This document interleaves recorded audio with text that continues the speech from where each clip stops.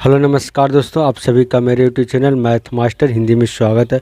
दोस्तों आज इस वीडियो में हम बात करने वाले हैं कि इंटेलिजेंस ब्यूरो MHB की तरफ से जो सिक्योरिटी असिस्टेंट, एग्जीक्यूटिव और MTS पदों पर जो वैकेंसी निकाली गई है उसके बारे में हम चर्चा करने वाले हैं।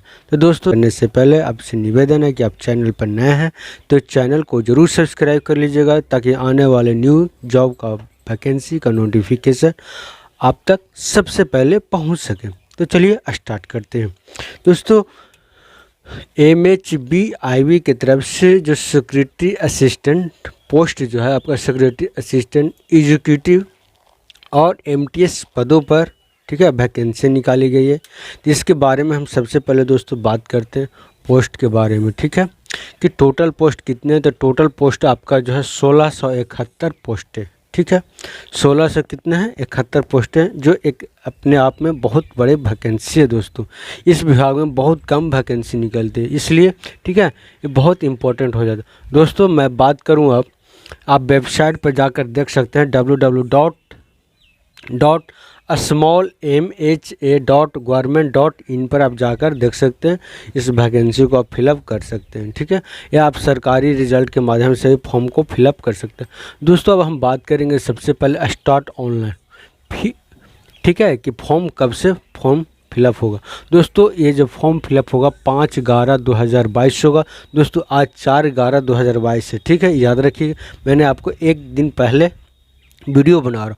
और लास्ट डेट जो इसका होगा 25/11/2022 तक, यानी कि दोस्तों आपको 20 दिन का समय दिया गया, ठीक है।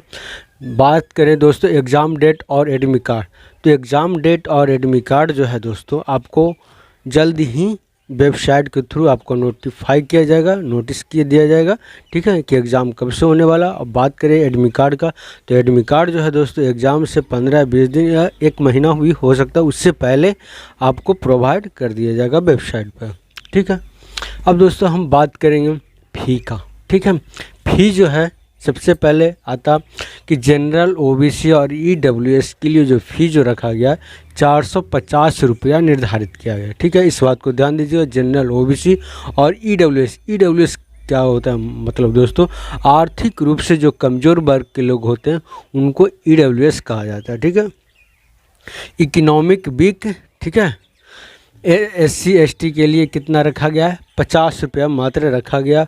और ऑल कैटेगरी फीमेल के लिए, यानी फीमेल में किसी भी कैटेगरी का हो उनको लिए 50 रुपये रखा गया, ठीक है।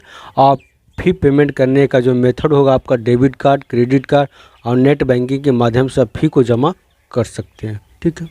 अब दोस्तों है सिलेबस का और सैलरी का और एग्ज़ाम पैटर्न का। तो दोस्तों मैं आपको सिलेबस, सैलरी और एग्ज़ाम पैटर्न जो है आपका ऑफिशियल नोटिफिकेशन के माध्यम से बताऊंगा, ठीक है। तो इसको इंतज़ार कीजिए, मैं लास्ट में बताऊंगा, ठीक है। एज जो है, एज के बारे में बात करेंगे। एज लिमिट जो है आपका 25/11/2022 से आपका होना चाहिए मिनिमम एज 18 ईयर, ठीक है, ध्यान दीजिएगा। 25/11/2022 से आपका मिनिमम एज कितना होना चाहिए 18 ईयर होना चाहिए। मैक्सिमम एज जो आपका 25 4 पोस्ट MTS के लिए, ध्यान दीजिएगा दोस्तों, MTS पोस्ट के लिए मैक्सिमम एज कितना होना चाहिए 25, ठीक है। और मैक्सिमम एज 4 और अलग पोस्ट के लिए, जैसे आपका सिक्योरिटी असिस्टेंट हो गया, एग्जीक्यूटिव हो गया, इसके लिए आपको 27 ईयर दिया गया। अब दोस्तों बात करेंगे हम किसमें उम्र की सीमा छूट दी जाती है कि नहीं। दोस्तों दी जाती है, लेकिन जनरल वालों के लिए नहीं दी जाती है। और बाकी अदर कैटेगरी का जैसे OBC है, OBC के आप 3 ईयर तक फॉर्म को फिलअप कर सकते हैं। जैसे मान लीजिए एग्जांपल के थ्रू आप 25 ईयर पूरा आपका हो गया, ठीक है, तो आपका क्या कर सकते हैं 28 तक आप फॉर्म को फिलअप कर सकते हैं, क्योंकि OBC वालों के लिए 3 ईयर छूट दिया जाता है और SC ST वालों को 5 ईयर दिया जाता है।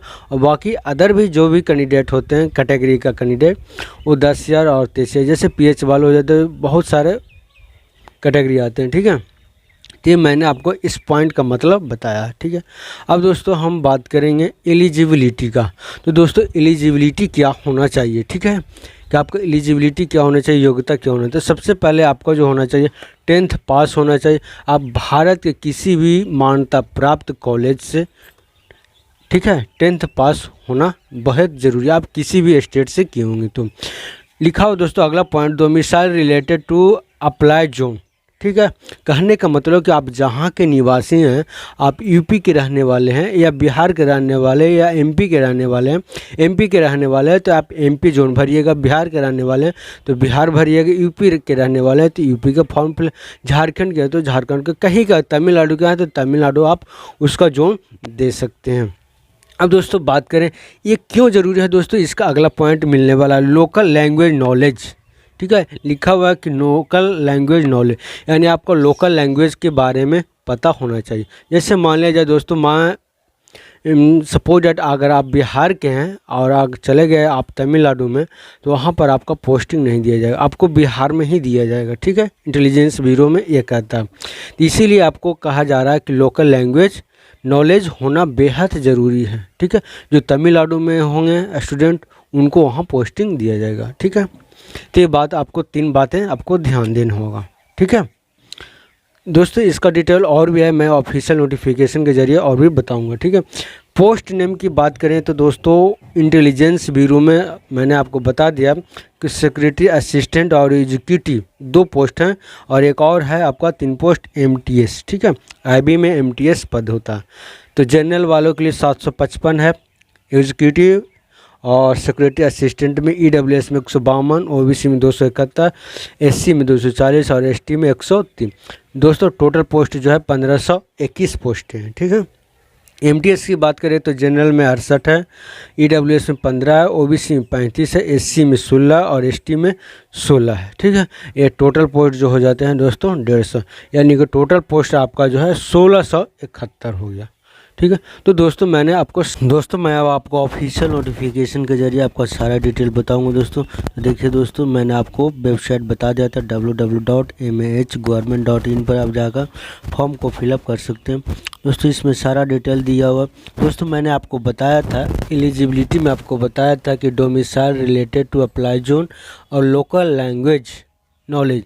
तो दोस्तों अगर आप गुजराती हैं तो गुजरात के ही लोकल लैंग्वेज आपको आना चाहिए, पंजाबी हैं तो पंजाब का लैंग्वेज आना चाहिए, भोपाल के, मध्य प्रदेश का हैं या आप राजस्थान के हैं या दिल्ली का हैं या यूपी के हैं, बिहार के हैं, झारखंड के हैं तो आप हिंदी जान सकते हैं दोस्तों। तो दोस्तों मैंने आपको सारा डिटेल दे दिया, तो आप देख सकते हैं। मैं आपको स्क्रॉल धीरे धीरे आगे करके बढ़ाऊँगा तो आप पोस्ट के देख लीजिए। आप जिस भी डिस्ट्रिक्ट से आते हैं आप वहाँ उस जोन में आप फॉर्म को फिलअप कर सकते हैं। ठीक है, अब दोस्तों हम बात करेंगे इसमें सबसे पहले डिस्क्रिप्टिव ऑफ पोस्ट क्लासिफिकेशन। ठीक है, तो दोस्तों सेक्रेटरी असिस्टेंट और एग्जीक्यूटिव के लिए जो पेमेंट जो रहने वाला सर्विस सैलरी 21,700 रुपया से लेकर 69,100 रुपया तक है दोस्तों। एमटीएस के लिए दोस्तों 18,000 से लेकर करीब 57,000 तक सैलरी है दोस्तों। बात करें क्वालिफ़िकेशन का दोस्तों, मैंने आपको सारा डिटेल बता चुका हूँ। एज लिमिट के बारे में दोस्तों मैंने आपको सारा डिटेल बता दिया है। अब दोस्तों हम बात करेंगे कि एग्ज़ाम क्या रहने वाला है, एग्ज़ाम कैसा होगा। तो देखिए दोस्तों, एग्ज़ाम जो सबसे पहले आपका जो होगा टीयर 1 होगा।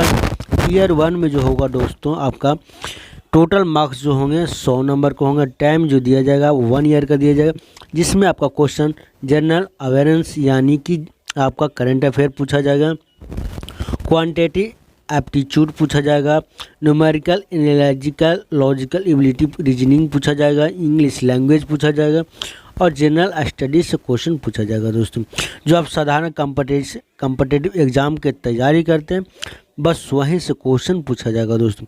बात करें नेगेटिव मार्किंग का, नेगेटिव मार्किंग का दोस्तों तो 4 में 1 है। ठीक है, तो ध्यान दीजिएगा इस बात को।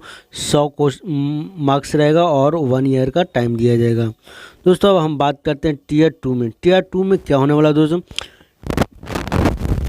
टीयर 2 में आपका डिस्क्रिप्टिव टाइप का एग्ज़ाम होगा।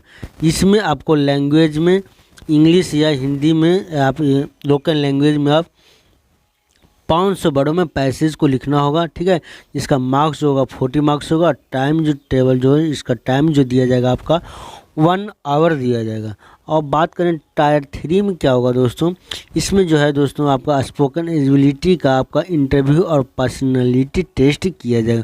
ये दोस्तों आपका 10 मार्क्स को हो गया, यानी इधर की आपका टोटल जो पोस्ट होंगे दोस्तों, टोटल जो मार्क्स होंगे आपका 150 नंबर का होने वाला है दोस्तों। तो इस बात को आप लोग ध्यान दीजिएगा, ठीक है। अब बात करें दोस्तों, मैंने आपको सारा डिटेल बता चुका हूँ, एग्जामिनेशन फी क्या रहने वाला है, तो आपका सारा डिटेल इधर बता चुका हूँ, ठीक है। इधर दिया है दोस्तों आपका क्लोजिंग डेट, ये फॉर्म कब तक फिलअप होगा, 25/11/2022 तक। तो दोस्तों मैंने आपको सारा डिटेल बता चुका हूँ। दोस्तों देख सकते हैं ये एडवर्टाइजमेंट नंबर है, ठीक है। तो दोस्तों मैंने आपको ऑफिशियल नोटिफिकेशन के माध्यम से आपका सारा डिटेल बता चुका हूं। तो दोस्तों आप चैनल पर नए हैं तो चैनल को ज़रूर सब्सक्राइब कर लीजिएगा दोस्तों, और दोस्तों को भी ज़रूर शेयर कीजिएगा ताकि आने वाले न्यू जॉब वैकेंसी का नोटिफिकेशन आप तक सबसे पहले पहुंच सके और दोस्तों को भी